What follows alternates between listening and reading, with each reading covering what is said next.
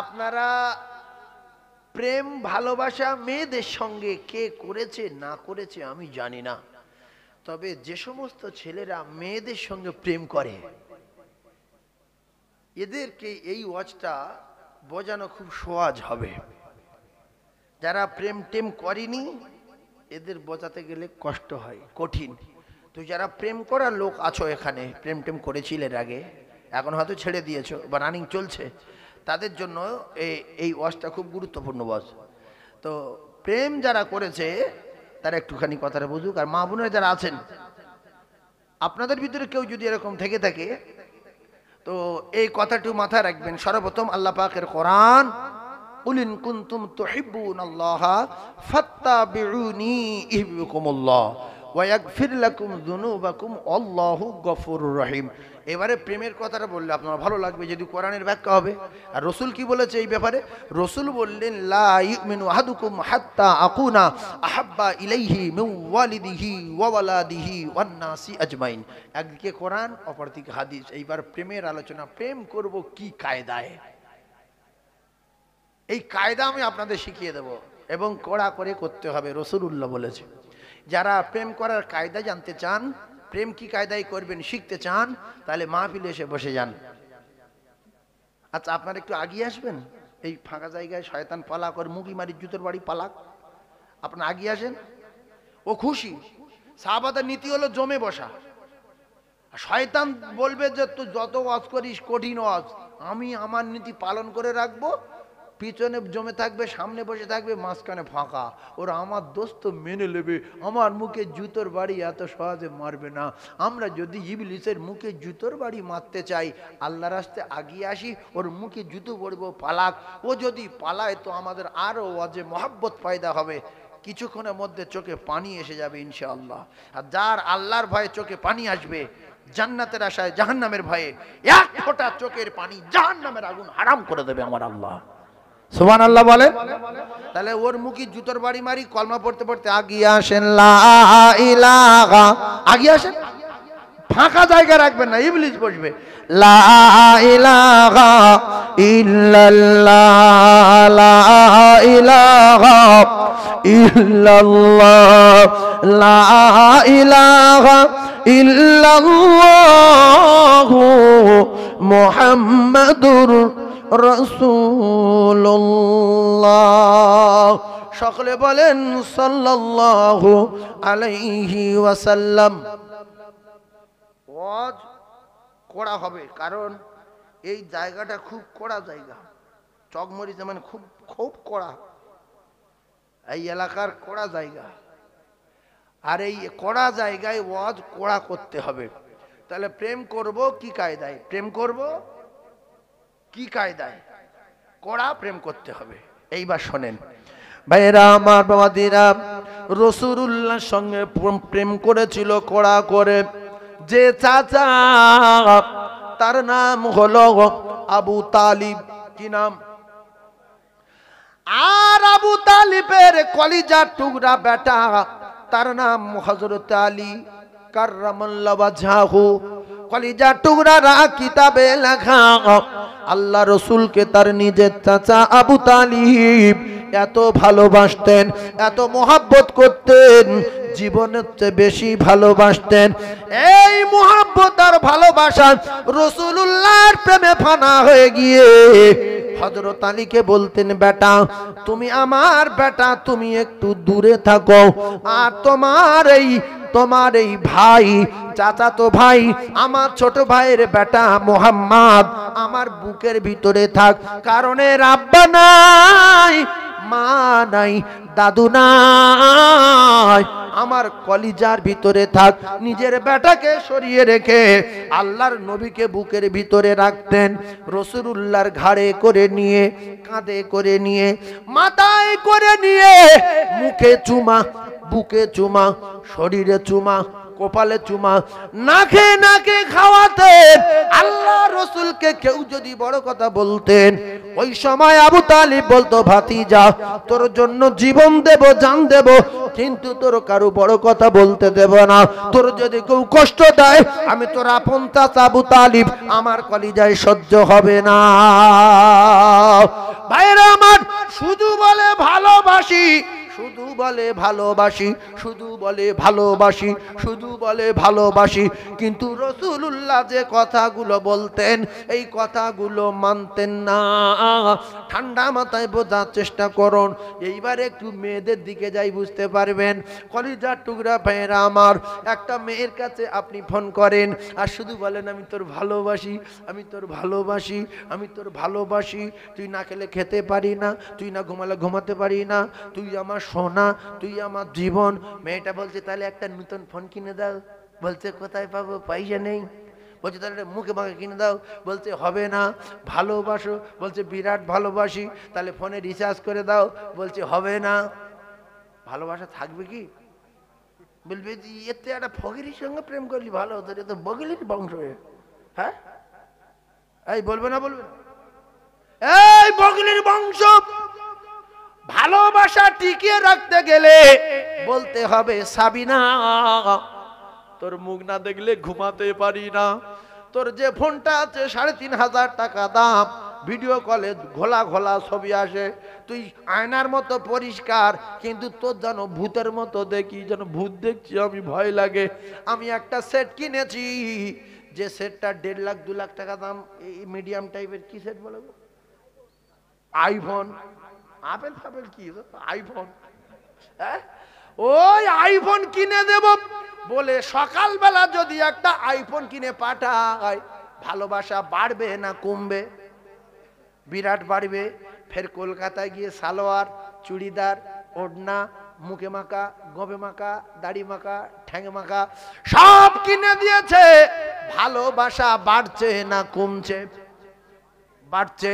কলিজার টুকরা ভাই রে, আল্লাহ রসুল বলে চাচা শুধু ভালোবাসেন আমাকে খুশি করার জন্য? বলে হ্যাঁ। তাহলে আপনি এক কাজ করেন, আমার আল্লাহকে মেনে নেন। বলছে না। আমাকে মেনে নেন? বলছে না। কোরআন মেনে নেন? বলছে অত সহজ না। নামাজ মেনে নেন? বলছে হবে না। ভালোবাসি, ভালোবাসি, এটা হলো চিটিংবাজি, ভালোবাসা না। যার ভালোবাসি তার কথা মানার দরকার আছে না নাই? গিন্নি স্বামীর বলছে তুমি আমার ভালোবাসো, বলছে জীবনের চেয়ে বেশি, তাহলে আমার জন্য একটা লজেন্স কিনে আনবে, আমি লজেন্স খুব ভালোবাসি। বলছে হবে না। ভালোবাসো? বলে হ্যাঁ। গরুর গোশ আর ৪.৫ বছর খাইনি, সখানে গরুর গোশ এনো। বলছে দেব না। এ ভালোবাসা টিকবে কি? জোরে বলে। রাসূলুল্লাহ জীবদ্দশায় মা খাদিজাকে ঠিক মতো খেতে দিতে পারিনি বলে, পরনার কাপড় ঠিক মতো দিতে পারিনি বলে, ভালো সবার বিছনা দিতে পারিনি বলে, ভালো খাবার দিতে পারিনি, ভালো পোশাক দিতে পারিনি। সপ্তাহের পর সপ্তাহ উনুন জ্বলে না। মা খাদিজা বিদায়ের আগে আল্লাহ রসুলকে বললেন, একদিন মা খাদিজাতুল কুবরা রাসূলুল্লাহর সঙ্গে কথা বলতে বলতে হাউ হাউ করে কাঁদছেন। আল্লাহ নবী বললেন, খাদিজা আমি তোমার স্বামী, দো জাহানের বাদশাহ, হঠাৎ তুমি কাঁদছো কেন? বলছে ইয়া রাসূলুল্লাহ আমি আপনার সঙ্গে কথা বলতে বলতে আমার মৃত্যুর কথা স্মরণ হয়ে গেছে, কবরের কথা মনে উঠেছে, আমি চোখে পানি রাখতে পারি না। ইয়া রাসূলুল্লাহ আমি আপনাকে ছেড়ে চলে যাব, আমি আপনার এত ভালোবাসি, আমার জীবনের চেয়ে বেশি, জানের চেয়ে বেশি। আপনি যখন বলেছেন সম্পদ দান করে দাও, দিয়ে দিলাম, বিল্ডিং দিয়ে দাও, দিয়ে দিলাম, ব্যবসা দিয়ে দাও, দিয়ে দিলাম, শেষ বেশ আমার জানটা আমার কাছে ছিল। অবশেষে আমি খাদিজা বললাম, ইয়া রাসূলুল্লাহ আমার আর কিচ্ছু নাই, আমার জানটা ধরে আছে, আমার জান ও জীবনটা আপনার কদমে কুরবান করে দিলাম। আর একটু জোরে বলবেন না? আল্লাহ রাসূল দিন দুনিয়ার বাদশা বলেন, খাদিজা তুমি অমন করে কাঁদছো কেন খাদিজা? মা খাদিজাতুল কুবরা বললেন, ইয়া রাসূলুল্লাহ, আমি আপনার ছেড়ে চলে যাব। ইয়া রাসূলুল্লাহ, আমি খাদিজা, আমার প্রচন্ড ভয় হচ্ছে। আমার কবরে কি হবে? আমার কবরের উপায় কি হবে? আমি কি কবরের সওয়ালের জবাব দিতে পারবো? আমি কি কবরের সওয়ালের উত্তর দিতে পারবো? আপনারা তো সবাই মাটি দিয়ে চলে যাবেন, সবাই কেরাম চলে যাবে।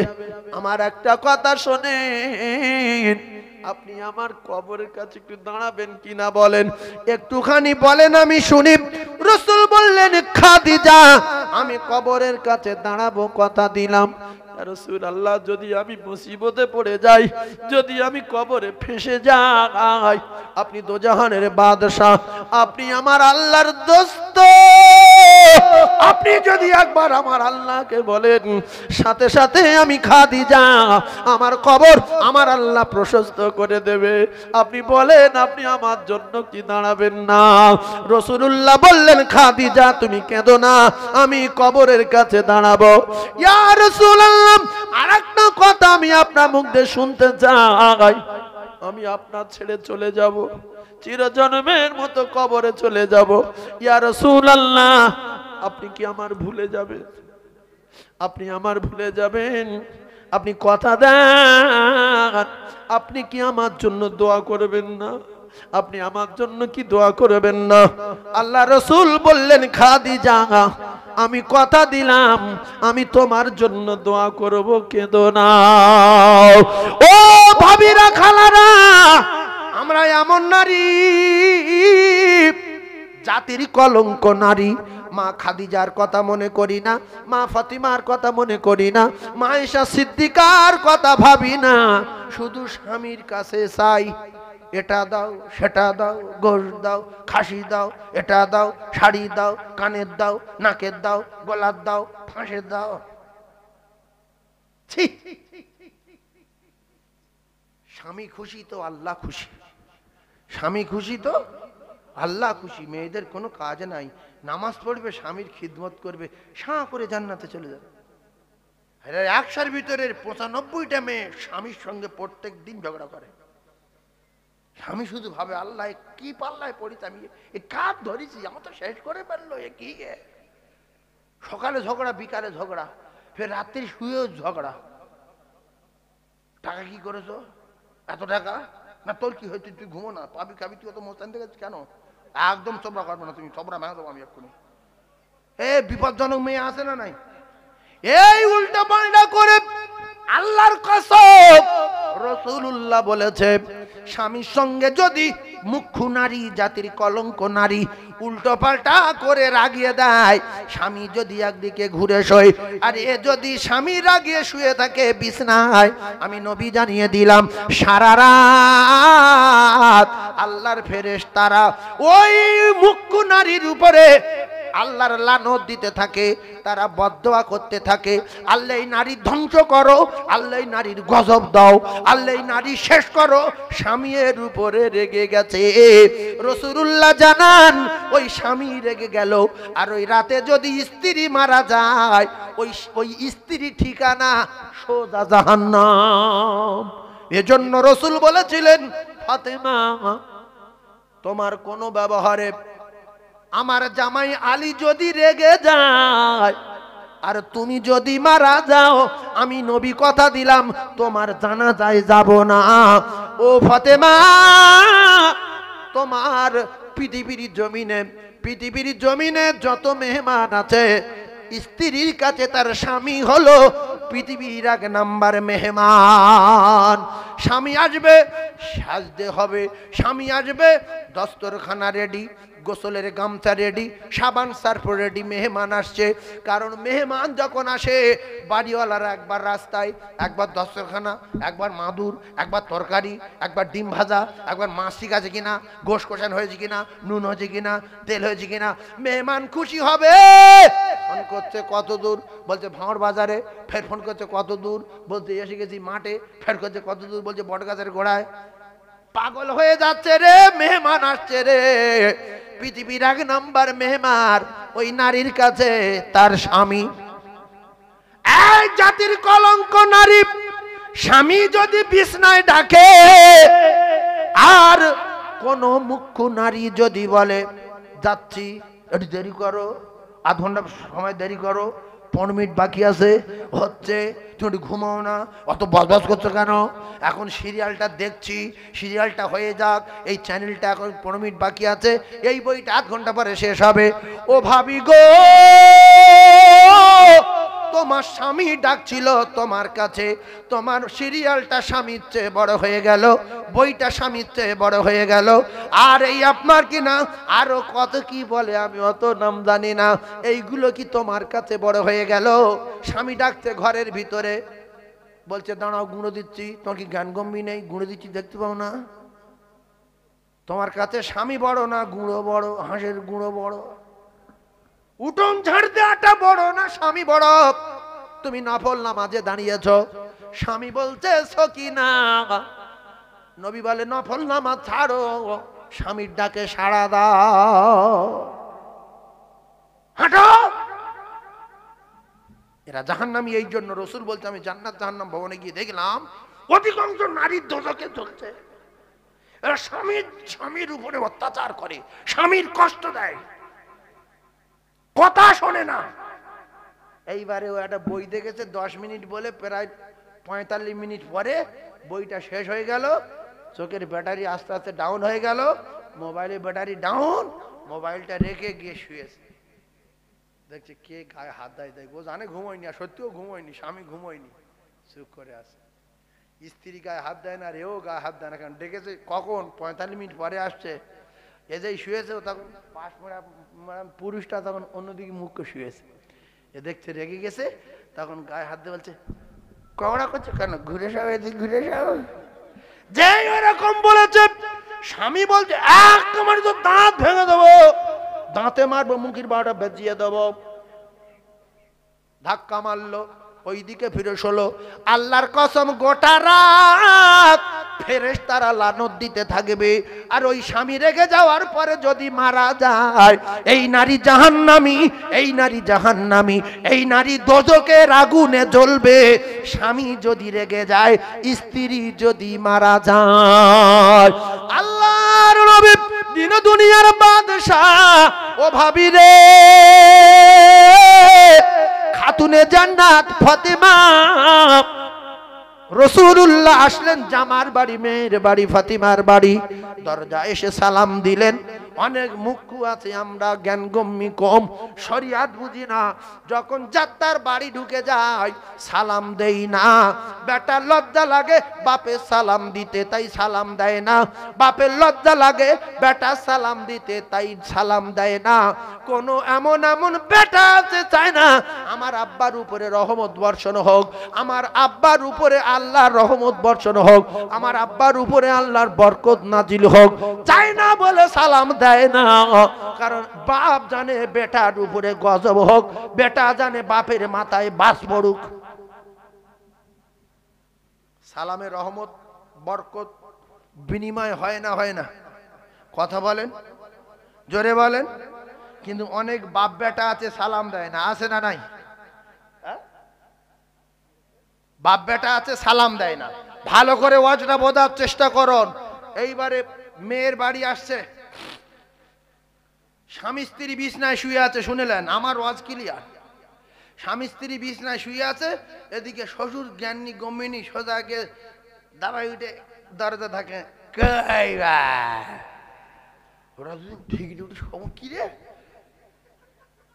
সৌর জানে যে আমি মেয়ের বাড়ি যাব, আমার বাড়ি, জামাই আমার বেটা, আবার সালাম কি দেবো, যে যে অবস্থায় থাকে আমার মেয়ে। এটা চরম অন্যায় না?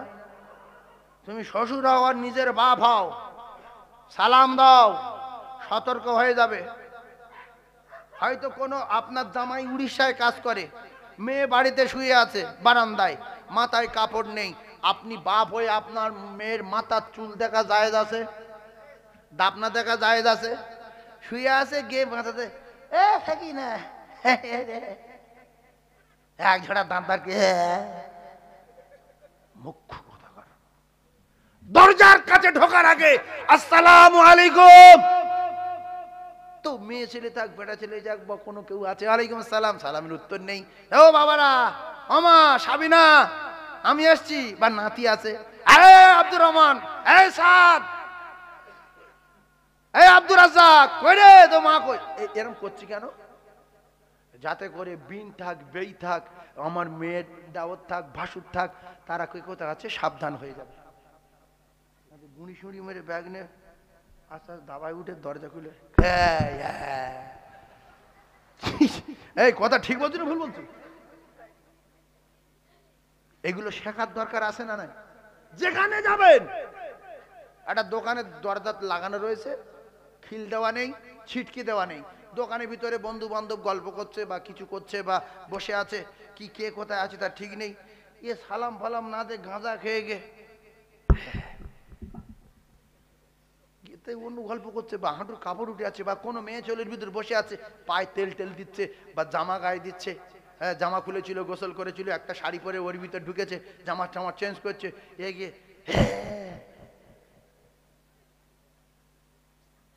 ভাইরা আমার, রাসূলুল্লাহ শিখিয়ে দিয়েছে, মেয়ে ফাতেমা নামাজ পড়ছে, আল্লাহ নবী গিয়ে বললেন আসসালামু আলাইকুম, ও কলিজার টুকরা না, দরজায় গিয়ে সালাম দিলেন। ভিতর থেকে ফাতেমা নামাজ পড়ছিলেন, কোন রকমে বসে পড়ে সালাম ফিরিয়ে দিয়ে দৌড়ে গিয়ে দরজার পর্দাটা নিয়ে গায়ে জড়িয়ে দিল, গায়ে জড়িয়ে দিয়ে বলছে আব্বু আজকের দরজা আমি খুলতে পারবো না। বলছে আমি তোমার আব্বু, একটু তোমার সঙ্গে দরকার আছে, দেখা করতে হবে মা। বলছে আব্বু আপনি চলে যান, অন্যদিন দেখা করব। নবী বললেন কেন মা? ফাতিমা তু জোহরা বললেন আব্বু গো আপনি বলেছেন আমি শুনেছি, স্বামীর ইজ্জত স্বামীর সম্মান রক্ষা করার দায়িত্ব তার স্ত্রীর। স্বামীর সম্মান রক্ষা করার দায়িত্ব কার? স্ত্রীর। আর আপনি বলেছেন ফাতেমা তোমার কোন ব্যবহারে আমার জামাই আলী যেন রেগে না যায়। আমি আজকের যে পোশাকে আছি আপনি যদি আমার দেখেন তাহলে আপনি আপনার জামার উপরে রেগে যাবেন। আহারে আমার মেয়েটাকে কত কষ্ট রেখেছে। কলিজার টুকরা ভাইয়েরা আমার, কষ্টই থাকার পরে আব্বাকে বুঝতে দেয়নি। এইটা যদি এখনকার কোন নারী হতো, তার গিন্নির যদি সেরা কাপড় পরিয়ে রাখতো, আব্বা আসার সঙ্গে সঙ্গে আরো শাড়ি ছিঁড়ে দিত। যেই দেখ দেখ কোথায় বিদিস, দেখ শুধু শাড়ি দেখ, খাওয়া দাওয়ার গল্প আলাদা, শাড়ি দেখে যা। এতে বিষ খাইয়ে দিতে পারি না, আমার বিষ খাওয়াতে পারিনি, তোর কাছে বিষ কেনার টাকা ছিল না। কোনটা করতে পারি? ডিমটা আগে না মুরগিটা আগে? একজন বলুন দেখি, কেমন বাপের জন্ম দেখি, কত লেখাপড়া শিখেছে দেখি? কেউ বলতে পারবে? তার বাপও বলতে পারবে না, সেও বলতে পারবে না। ও কেউ বলবে ডিম আগে আর কেউ বলবে মুরগি আগে, বলে বিশাল মারামারি বাঁধবে। একজন বলতে পারবে কি? তা স্বীকার করতে হবে তিনি জানেন যিনি তৈরি করেছেন ডিম, যিনি তৈরি করেছেন মুরগি, তিনি জানেন কে কখন। আদম নবী আগে না আদম নবীর বাপ আগে? মা হাওয়া আগে না মা হাওয়ার মা আগে? বলবে মা আগে। কিন্তু আল্লাহ বিনা বাপে বিনা মায়ে মানুষ তৈরি করতে পারে না? পারে না? হ্যাঁ, আদম নবীর বাপ নেই মা নেই, আর এদিকে আমাদের ঈসা নবীর বাপ নেই মা আছে। বাপ নেই মা আছে। মা হাওয়ার বাপ নেই মা নেই। আদম নবীকে তৈরি করা হয়েছে মাটি দিয়ে, মা হাওয়াকে তৈরি করা হয়েছে, মা হাওয়াকে তৈরি করা হয়েছে বাপ আদম আলাইহিস সালাতু ওয়াস সালামের বাম পাঁজরের হাড় দিয়ে। ঈসা আলাইহিস সালাতু ওয়াস সালামকে তৈরি করা হয়েছে ফুঁক দিয়ে।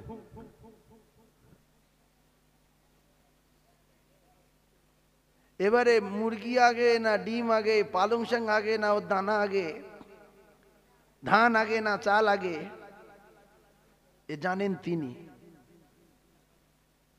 আল্লাহ জানে।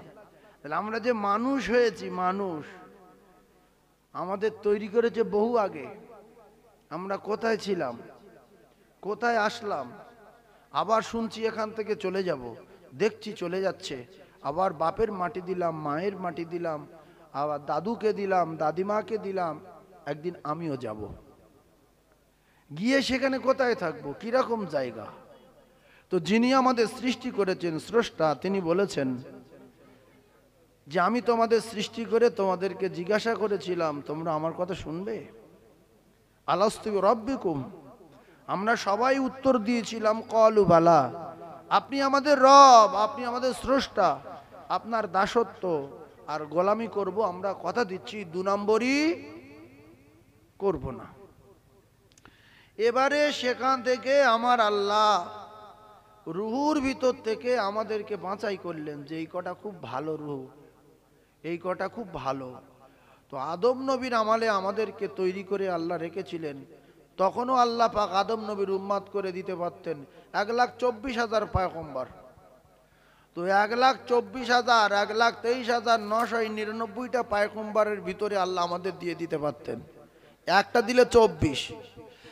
24-এর শেষে আমাদের নবী, আল্লাহ পাক আমাদের নবীকে শেষে পাঠিয়ে আর এই ভালো উম্মাদগুলো যেগুলো বাঁচাই করে করে সাইড করে রেখেছিল, সেইগুলো আল্লাহ পাকের দোস্তর উম্মাদ করে ছাড়ছে আর বলছে কুনতুম খায়রা উম্মাতিন উখরিজাত লিন-নাস। আমার দোস্তর উম্মাদগুলো খুব ভালো, আমার দোস্তর উম্মাদগুলো পৃথিবীর 1 নাম্বার, এরা সর্বশ্রেষ্ঠ, এরা উৎকৃষ্ট, এরা নামি আর দামি, এরা খুব ভালো। তাহলে আমাদের ভালো বলেছে কে? কথা বলেন। অনেকে আল্লাহ মুখী বলতে চায় না, এত খারাপ লাগে ওর কাছে। আল্লাহ বলেন, বলেন আল্লাহ।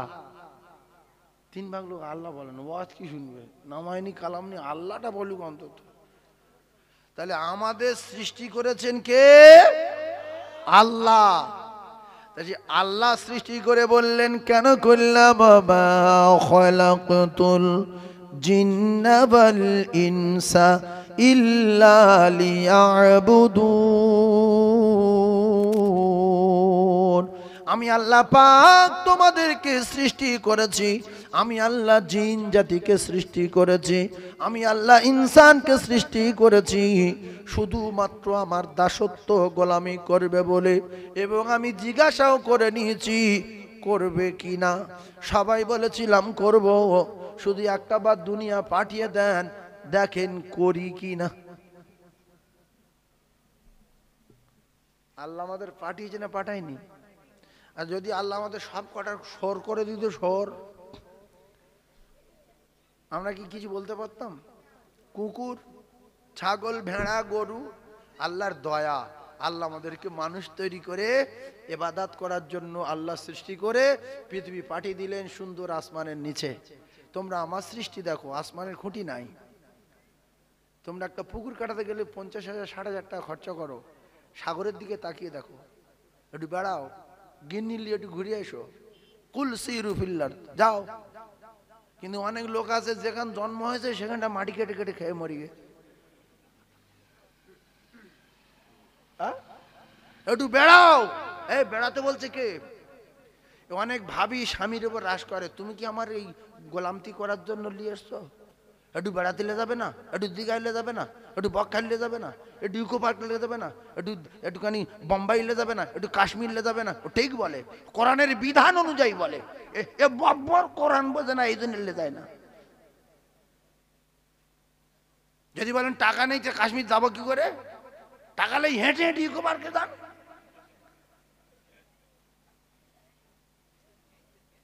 এই আপনাদের চক মরিচার অনেক মেয়ে এখন ইকো পার্ক দেখেনি, কথা ঠিক না ভুল? অনেক অনেক মুরব্বী আছে এখন ইকো পার্ক দেখেনি। বাসন্তী কত দূর এখান থেকে? এই তো এখানটায় 60 কিলোমিটার রাস্তা, কত দূর?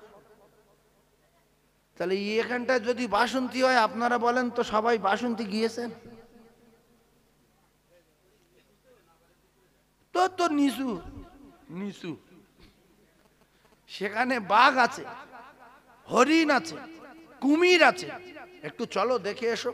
এবারে মনে হচ্ছে আমাদের ক্যাশিয়ার সাহেব সহ আমাদের হাই সাহেবের ছেলে কয়েকজন মনে হচ্ছে আমার বাড়িতে গিয়েছিল, আমাদের ডাক্তার আব্দুল কাইম সাহেব আছেন, আরও যারা এই কমিটি ছেলেরা গিয়েছিল, গিয়ে কি মোটামুটি ঘুরে আসছে, মনে হচ্ছে জঙ্গলে গিয়েছিল কিনা আমি জানি না, জঙ্গলে গিয়েছিল। যাই হোক, তো আল্লাহ পাকের পৃথিবীটা আল্লাহ পাক তৈরি করেছে তার বান্দাদের আল্লাহ সৃষ্টি দেখার জন্য। আচ্ছা, নদী যে সাগর, বঙ্গোপসাগর বলি আর আরব সাগর বলি, আর যত সাগর আছে, দীঘায় গিয়ে সাগর দেখতে পাই, বকখালি গিয়ে বঙ্গোপসাগর দেখতে পাই, এইগুলো আপনারা ভাববেন তো যে এত বড় সাগর কাটিয়েছে কে? আল্লাহ কাটিয়েছে। কেন কাটালো? আপনি যদি আপনাদের এই ঘরের পাশে যে খাল আছে, এখান থেকে যদি আপনি নৌকা ছাড়েন তো তামাম পৃথিবী, আপনি এখান থেকে মদিনায় চলে যাবেন। এখান থেকে কোথায় যাবে? মদিনায় যাবে। এমনি খাল ধরে ধরে সোজা গিয়ে ওখান সেই কি আছে গো, শুধু নৌকা বেঁধে যাবে, ব্রিজ করে বলে, ঘুষিকাটাতে পারে, সামনে নদী পড়বে, নদী পড়ে পৃথিবী কোন দেশে যাবে সে দেশের নাম কি? আল্লাহ বলছে আমি সব রাস্তা তৈরি করে দিচ্ছি। সিমেন্ট বালি আনবি, লরি আসছে না তোর গ্রামে, তুই লৌকলে খাল থেকে টেনে লিয়া, লৌকো আসবে না, ব্রিজ করেছে, তুই শালতি তৈরি করে কালবাটের মধ্যে ঢুকে দে, ঠেলে লিয়া, আমি রাস্তা তৈরি করেছি। তাহলে এইগুলো কাটিয়েছে, এগুলো ঘুরে দেখার দরকার আছে না নাই? আল্লাহ বলেন মা মিন দাবাতিন ফিল আরদি ইল্লা আলাল্লাহি রিজকুহা।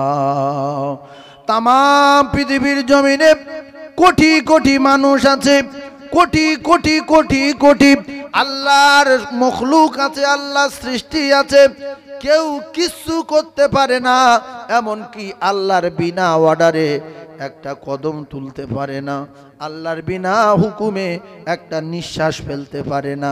আমার আল্লাহর অর্ডার হলে, আল্লাহ রাতকে বিছানা স্বরূপ করেছে। আল্লাহ বলছে আমি আল্লাহ তোদের আরামের জন্য রাত দিলাম। ওয়াজআলাল লাইলা লিবাসা ওয়াজআলান নাহারা মাআশা। আমি আল্লাহ পাক রাত তোদের দিয়েছি, তোরা আরাম করবি, আর আমি আল্লাহ দিনের আলো দিয়েছি, সূর্য দিয়েছি, ইচ্ছা মতো চলাফেরা করবি, লাইটে চাষাবাদ করবি, দোকানদারি করবি, ব্যবসা করবি, বাজারে যাবি, শ্বশুর বাড়ি, ভাইরাবার বাড়ি, মামার বাড়ি, খালুর বাড়ি যাবি, লাইটের ভাড়া দিতে হবে না। আমি আল্লাহ পাক রাতের ভাড়া তোদের কাছে চাইনি। তোর বাপ আর তোর ভাইরা ভাই আর তোর বোনাই তিনজনে ভেলোরে গেলি, তোর বাপের অক্সিজেন দিলি 3 দিন 50,000 টাকা বিল করলো। তো 14 পুরুষ 90 বছর অক্সিজেন টানতে 5টা টাকা ভাড়া লেইনি। এরপরে আমি আল্লাহ পাক তোরা কাদায় কলাওয়ালা ধানগুলো আচার মারিস, আমি আল্লাহ সেগুলো ফেরেশতা দিয়ে ঘুরিয়ে দেই, তোদের খাদ্যর ব্যবস্থা করি, আমি এর জন্য 5 পয়সা লেইনি। তোরা একটা ধান বসিয়ে দিস, আমি আল্লাহ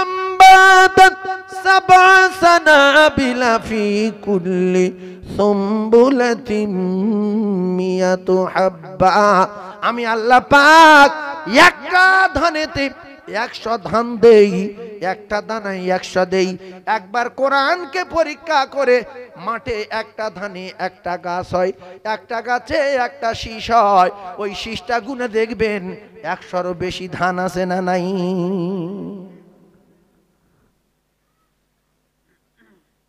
এগুলো দেয় কে? ফাউ না কিছু কাজ আছে? ফাউ না আমার আল্লাহ পাক জানিয়ে দিলেন বান্দা এগুলো আমি তোদের নেয়ামত স্বরূপ দিয়েছি। তোরা যখন যা খাবি, যখন যা চাবি, আমি যখন ডাকবো তোরা আমার বাড়ি যাবি, আর তোদের যত দাবি আমার কাছে বলবি, আমি আল্লাহ সব দাবি পূরণ করে দেব। তাহলে বিপদে, মুসিবতে, রোগে, ক্যান্সারে, হার্ট অ্যাটাকে, কিডনি পাথরে, সুগারে, বিপদে মুসিবতে ডাক্তার দেখাবো ওসিলা, রক্ত টানবো ওসিলা, দেখবো পরীক্ষা করবো ওসিলা, ডাক্তার দেখাবো ওসিলা, কিন্তু মালিক যিনি তিনি সার যতক্ষণ না বলবে সারবে না।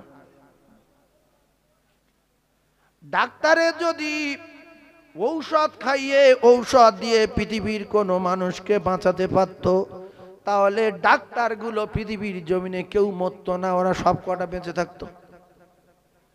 ডাক্তার দেখাতে গিয়েছি সুগারের জন্য, সে ডাক্তার বলছে আমার সুগার 350। তুমি 3,500 টাকা ফি নিচ্ছ, দুনিয়া মায়ের রোগ দেখছো, তোমার তো নিজে সুগার।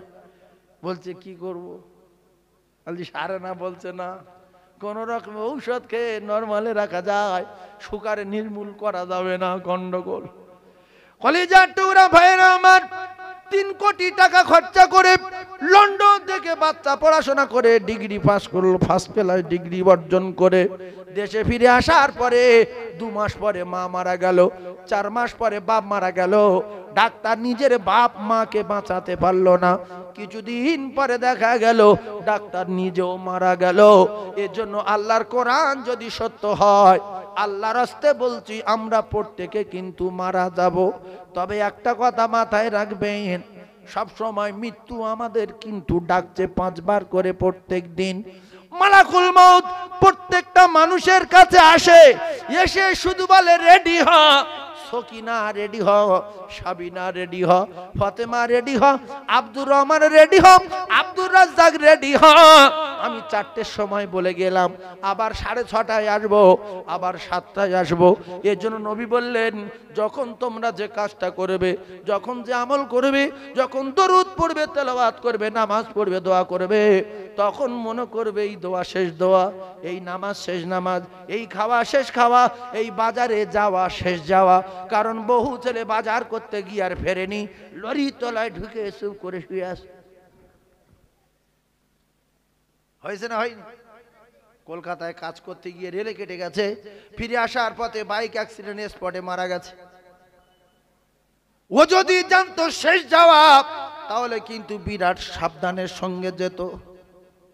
কোনো ব্যাপার নেই, একবার এপারে, একবার এপারে, একবার সঁ করে, একবার এপারে। আল্লাহ বলতে বিরাট কায়দাবাজি করছে, আজরাইল ঠুকে দাও, ওর দরকার নেই। আর 40 বছর বয়স হয়েছে, এক ওয়াক্ত নামাজ পড়িনি, গাঁজা, মদ, জুয়া, তাড়ি, নাড়ি, হাঁড়ি, চুড়ি সব আছে, ফ্রি ফায়ার, পাবজি, উমুক তমুক, এর কি জন্য ফালতু খাওয়াবো, দাও ঠুকে দাও। টুক করে ঠুকে দিল, পট করে ফেটে গেল। গ্রামের লোক বলছে যদি মোটর সাইকেলের চাকা স্লিপ না হতো, দিব্যু বেঁচে যায়। হায়াত থাকলে স্লিপ করবে না, ঠিক বেরিয়ে আসবে। এই জন্য ছোট্ট বাচ্চা 3 বছর বয়স, 4 বছর বয়স, 2 মাস বয়স, এই নবীর মেম্বারে বলছি আমি, সোৎসাল বলে একটা জায়গা আছে, সোৎসাল, আমি ও জায়গায় গিয়ে কোনো এক দরকারে গিয়েছি। সেখানে গিয়ে আসার সময় একটা বাইকে 2 স্বামী স্ত্রী যাচ্ছিল, আর 2 স্বামী স্ত্রী যাচ্ছিল রাস্তা দিয়ে বাইকে, সামনে থেকে রকেট বাস। রকেট বাস দেখেছেন? শিলিগুড়ি লাইনে যে রকেট বাস মালদা, মুর্শিদাবাদ, দিনাজপুর, উত্তর দিনাজপুর, দক্ষিণ দিনাজপুর, কলকাতার থেকে ছাড়ে, ওই রকেট বাস সেখানে হর্ন দিয়েছে, সাইড করার আগে এসে ঠুকে দিয়ে।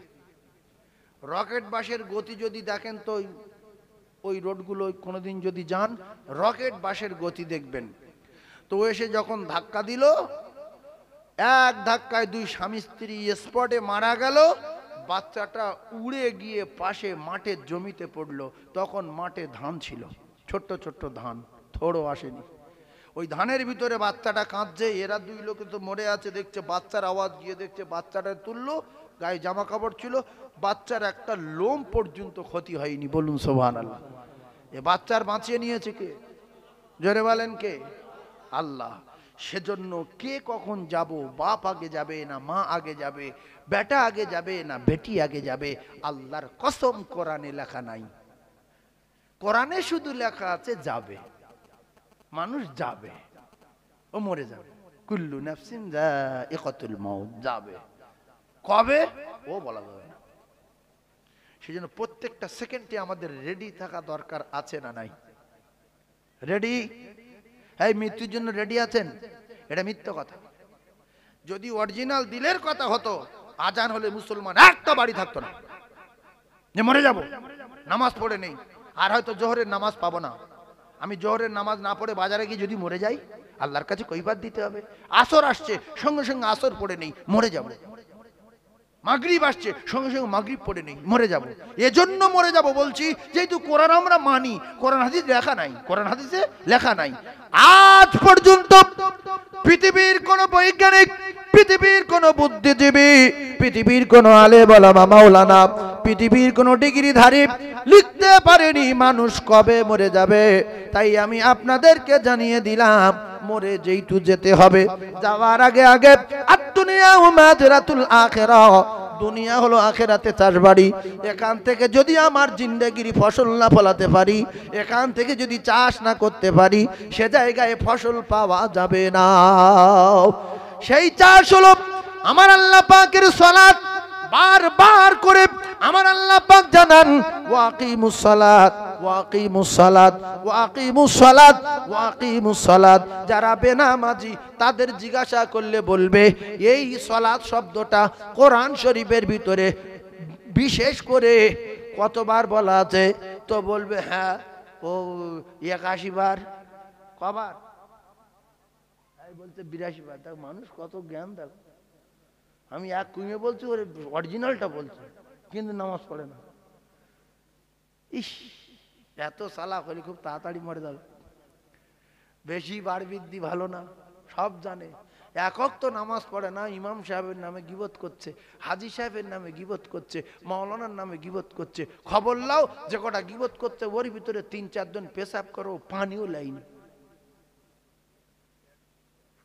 এই জন্য একটা কথা বিশ্বাস করুন, আমরা যখন মরে যাব না, আপনার যে বন্ধুগুলো আপনার জানের বন্ধু একটাও কবরে যাবে না। আপনার কলিজার টুকরা বেটা ও কবরে যাবে না। বেটার বল যে কসি তুই আমার সঙ্গে আয়, দূরাত থাকবি, তারপর তুই বেরিয়ে চলে আসবি। গ্রামের লোক সব যদি ওর পায়ে ধরেও যাবে না, বলবে তোর দোকান থেকে গেল, এত জমি জায়গা তোর দিল, তুই অন্তত একটা রাত থাক না, তোর জমি জায়গা কিছু দেবো না। বলছে দিতে হবে না, ভিক করে খাবো, ওখানটায় যাবো না। তুমি যদি আজকের ভিক করে খাও, কালকের কিন্তু ওখানে যেতে হবে। অনেক লোকের বলে কবরে নামো বাবা, তোমার চাষা নামো না, আমার অসুবিধা আছে বাবা, ওখানে ও ভয় করছে যে নেমে যদি উঠছি না পারি, ঠ্যাং যদি কেউ টেনে ধরে। অনেকে ভয়তে মাটি দেয় না, যে গর্ত দেখলে আমার বুক শুকিয়ে যায়। কিন্তু কথা ভাবতে হবে, এই গর্তই আমি একদিন শোবো। তোমার প্যারিস করা বাড়ির 12টা বাজিয়ে দেবে, কপালে আগুন লাগিয়ে দেবে। আপনার যখন মৃত্যু হবে 3টে জিনিস কেড়ে নেবে। কোথায় ডাক্তার, কোথায় প্রফেসর, কোথায় আইপিএস, কোথায় লয়ার, কোথায় জজ, কোথায় ব্যবসায়ী, কোথায় উকিল সাহেব, কোথায় ব্যারিস্টার। আপনি যখন মারা যাবেন প্রথমে আপনার নামটা ছিনিয়ে নেবে। কি ছিনিয়ে নেবে? কথা বলেন। নাম ছিনিয়ে নেবে।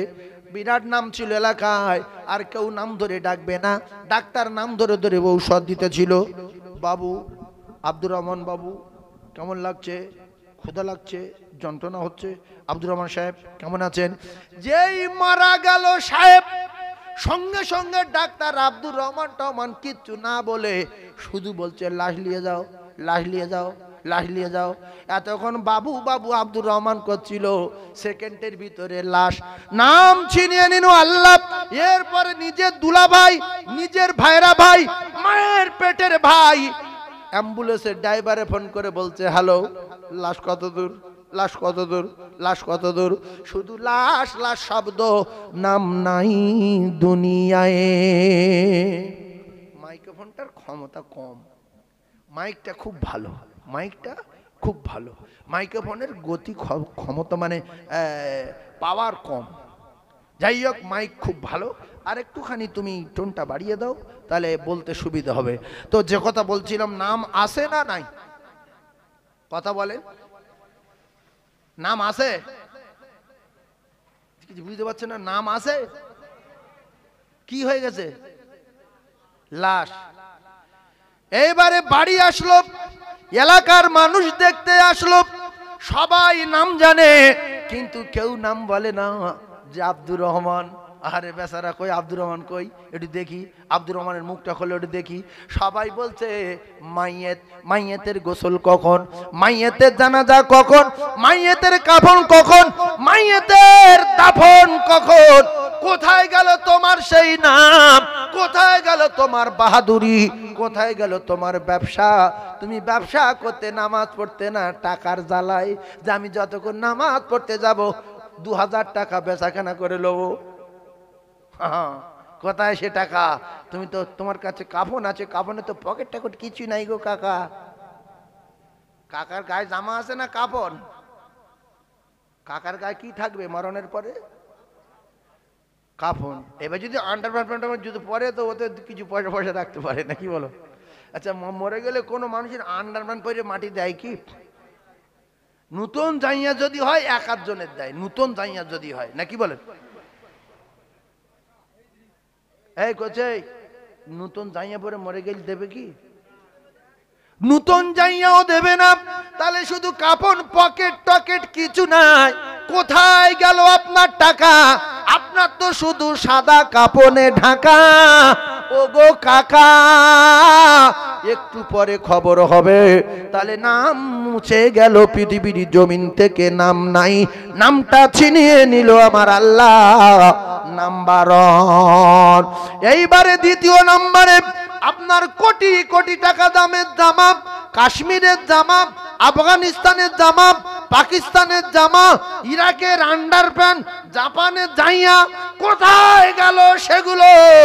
সব কেড়ে নিয়ে ফকিরের সাদা থান নিল, সাদা থান, পাগলা সাদা থান, ভিখিরির সাদা থান।